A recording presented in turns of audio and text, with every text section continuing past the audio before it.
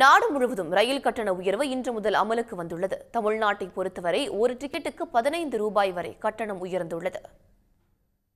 Railway அமைச்சகம் கடந்த வாரம் புதிய கட்டண உயர்வை அறிவித்தது.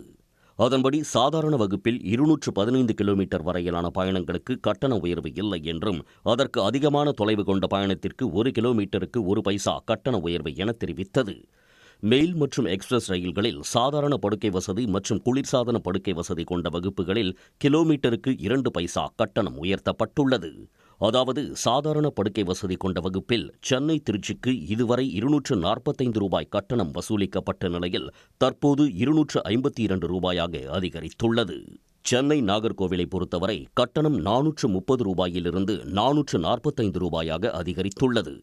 அதேபோல் குளிர்சாதன படுக்கை வசதி வகுப்பில் சென்னை திருச்சி கட்டணம் 655 ரூபாயில் இருந்து 662 ரூபாயாகவும், சென்னை நாகர்கோவில் கட்டணம் 1125 ரூபாயிலிருந்து 1140 ரூபாயாகவும் உயர்ந்துள்ளது. இதேபோன்று தேசிய அளவில் அதிக பயண தூரம் கொண்ட திருவனந்தபுரம் சில்சார், கன்னியாகுமரி, ஜம்மு காஷ்மீர் உள்ளிட்ட ரயில்களில் கட்டணம் கணிசமாக அதிகரித்துள்ளது. அதிகபட்சமாக 4200 கிலோமீட்டர் தொலைவு கொண்ட கன்னியாகுமரி அஸ்ஸாம் விவேக் எக்ஸ்பிரஸ் ரயிலில் கட்டணம் 85 ரூபாய் வரை உயர்ந்துள்ளது.